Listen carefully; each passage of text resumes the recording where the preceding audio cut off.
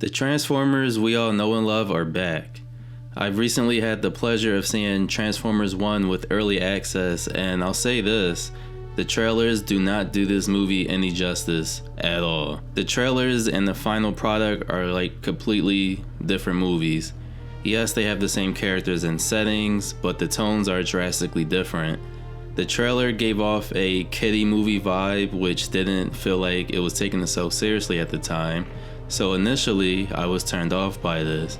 But now that I've seen Transformers 1 in its entirety, I'm proud to say that this is a movie more than meets the eye. Transformers 1 takes place way before the Cybertron War and before the concepts of Autobots versus Decepticons was even a thing. Optimus Prime and Megatron aren't the characters as you know them today, but instead they're low-class bots who are best friends and consider themselves as brothers. Optimus is the hopeful one, always wanting more for them, whereas Megatron is the more realistic friend of the two. Thanks to Optimus's actions for wanting more, they find themselves on a journey, which I won't spoil here in this spoiler-free review. Usually prequels don't work for me since I already know the fate of the characters in said prequel.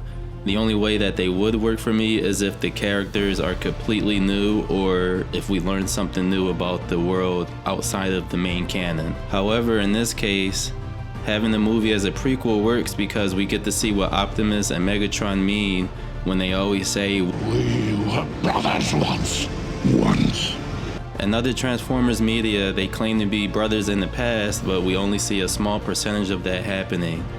In Transformers 1, however, they give us their full brotherly relationship in full detail. Now, the movie does start off a little bit goofy. There is the type of comedy and witty banter between characters that are in every kid's movies, but thankfully this didn't last too long to ruin the experience.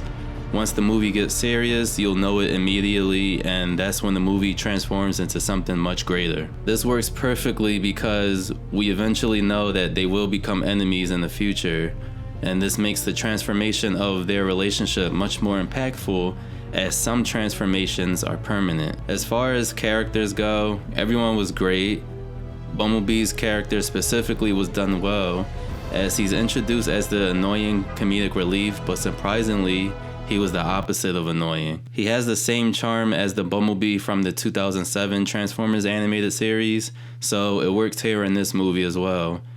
His jokes were actually funny with pretty good comedic timing, and it's finally good to see a talking Bumblebee again since his live action counterpart is forbidden from speaking unless he uses the radio to do so. And if you think about it, the reason Bumblebee has so much to say in this movie is due to his long period of silence he was given or forced to have in other Transformers media. Now, compared to the Michael Bay movies, Transformers 1 is a breath of fresh air, as it's the first Transformers movie that doesn't feature any humans at all. The main problem with the live action Transformers was that the humans would always take up most of the screen time due to budget cost or something like that. But since Transformers 1 is fully animated and has no humans involved, it could go crazy with its creativity as much as it wants to.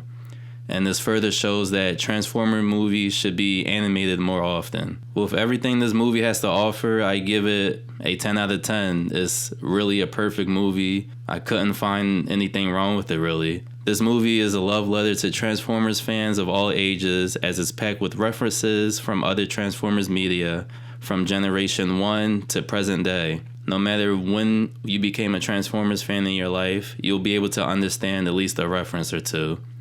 Every character felt true to themselves, and the way this movie created the anticipation of the rivalry between Optimus and Megatron throughout the story was done perfectly. So I highly recommend you go see this movie as soon as possible.